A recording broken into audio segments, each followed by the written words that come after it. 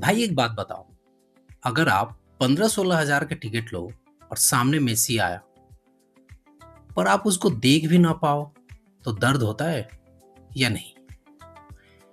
कोलकाता में कुछ ऐसा ही हुआ।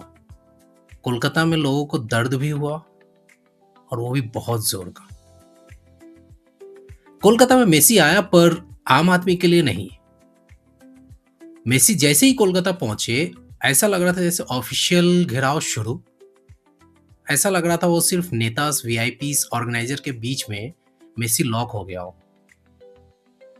और जो कॉमन पब्लिक थी जिन्होंने इतने महंगे टिकट खरीदे थे, ऐसा लग रहा था जैसे वो पीछे और पीछे और शायद बहुत पीछे रह गए।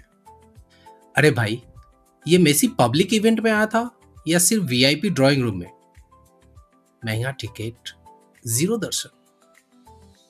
लोग बोले थे कि अरेंजमेंट कुछ ऐसा है कि पैसे लेने पर मेसी दिखा देंगे। पैसे लिए, महंगा, बहुत महंगा टिकट लिए, इतना जितना एक नॉर्मल इंसान की एक मंथ की सैलरी हो। मतलब टिकट का प्राइस था 10,000, 15,000, 20,000, कुछ ऐसा। और दिखा क्या?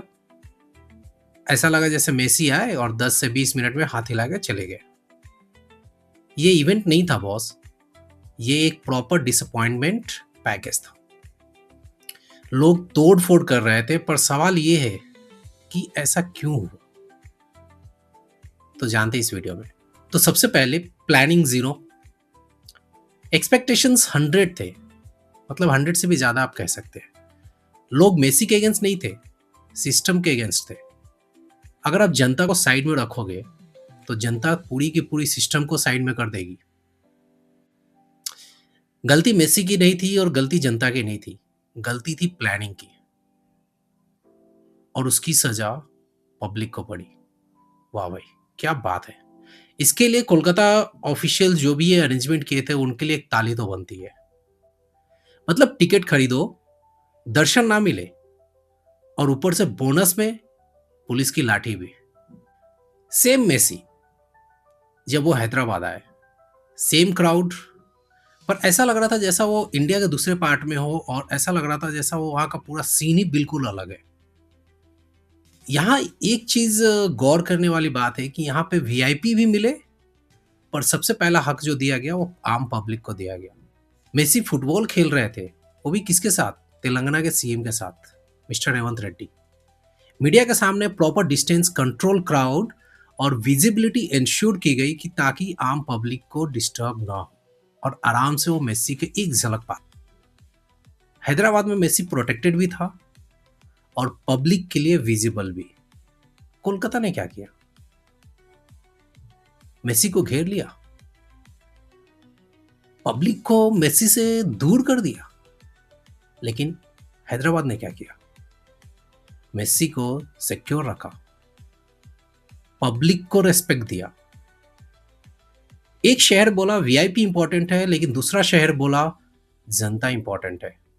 और ऐसे भी हैदराबाद को नवाबों का शहर कहा गया है, तो वेलकम भी जाहिर सी बात है, वेलकम भी नवाबों की तरह होना था।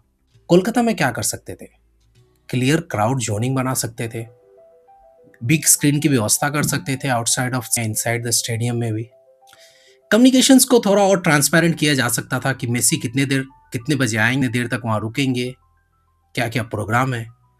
ये सब चीजें कंट्रोलेबल थी अगर मैनेजमेंट चाहता तो। रिफंड, मेरे ख्याल से ऐसे इवेंट्स में रिफंड और पार्शियल रिफंड की भी ऑप्शंस होनी चाहिए।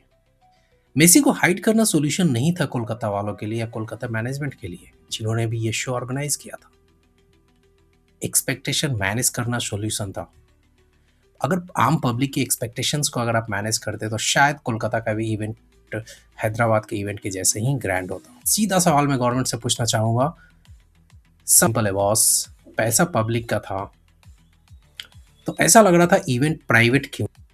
अगर इवेंट प्राइवेट था तो पब्लिक का पैसे की जिम्मेदारी कौन लेगा? तो भाई मेसी गया, शायद उसकी कोलकाता की यादें रह गई। कुछ शहर सीख गया, कुछ शहर एक्सपोज हो गए। नेक्स्ट टाइम ध्यान रखिए कि अगर कोई तो एक बात याद रखिएगा, जनता सिर्फ भीड़ नहीं होती है, टिकट खरीदने वाली ताकत होती है। अगर यही जनता एक भी टिकट ना खरीदे, तो आपके अरेंजमेंट पे पानी फिर सकता है। आप बताओ कोलकाता में गलती किसकी? हैदराबाद का मॉडल फॉलो होना चाहिए था कोलकाता में? कमेंट करो, वरना अगला इवेंट भी वीआईपी के लिए ही होगा, आम पब्लिक के लिए नहीं।